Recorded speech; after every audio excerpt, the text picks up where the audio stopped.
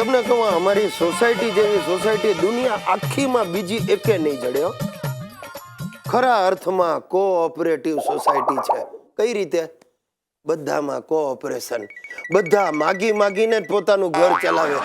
કોઈ આને ત્યાંથી ખાંડ લઈ જાય તો ઓલાને ત્યાંથી દૂધ લઈ જાય. આમ જ ગાડું ગબડાવે બધા. એકથી એક માથાના બધા પાડોશીઓ ભેગા થયા છે. ભાઈ એકની વાત કરું ને બીજાને ભૂલું એવું છે. આ તમને આ હસુભાઈનો ને એના મિસિસનો એક દાખલો કહું, આવું ક્યાંય બને તમે વિચારજો.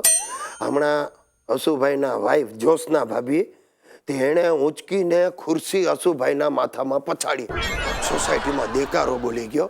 તે હું દોડ્યો હસુભાઈના ઘરે. મેં કહ્યું જોશના ભાભી હા શું તમે હસુભાઈના માથામાં ખુરશી શું કામ મારી? તો મને કે શું કરું, ટેબલ મારાથી ઊંચકાતું નહોતું એટલે ખુરશી મારી. બોલો આ હસુભાઈ બિચારો શું કરે. આ મારા પ્રશાંતભાઈનો તમને દાખલો કહું. આ ગયા મહિને છે ને એમની મિસિસ એના ડ્રાઈવર હારે ભાગી ગઈ. હવે સન્નાટો છવાઈ ગયો. આવી વાત કાઢવી કેમ? તે મને પ્રશાંતભાઈ નીચે કમ્પાઉન્ડમાં મળી ગયા.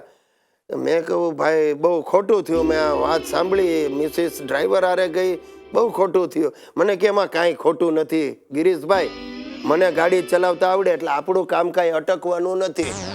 બોલો હવે આવી સોસાયટી ને આવા માણસો રહેતા હોય જ્યાં એને વાઇબ્રન્ટ ગુજરાત ન કહેવાય તો શું વાઇબ્રેટિંગ ગુજરાત કેવું.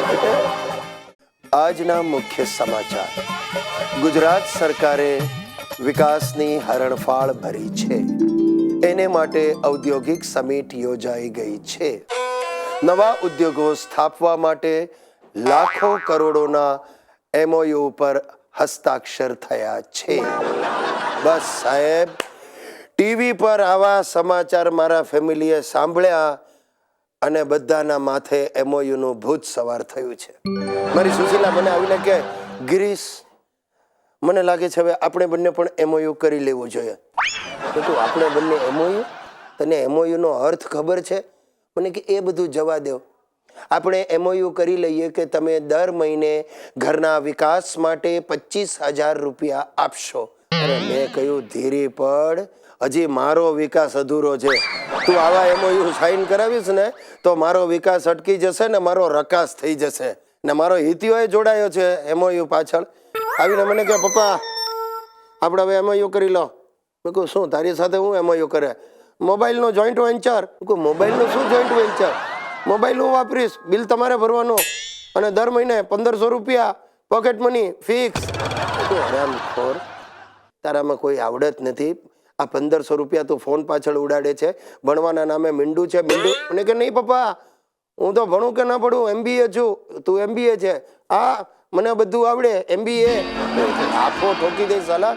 આ ગઈકાલે તારી સ્કૂલમાંથી ફોન આવેલો આરામખોર, ઇતિહાસનું પેપર આખું કોરું મૂકીને આવ્યો, એક સવાલનો જવાબ તે ન લખ્યો. કેમ? મને કે હું શું લખું? સવાલ હતો તાજમહાલ કોણે બાંધ્યો? આ તો મેં કહ્યું બરાબર છે, જવાબ કેમ ન લખ્યો? મને કે પણ મને શું ખબર કયા કડિયાએ તાજમહાલ બાંધ્યો.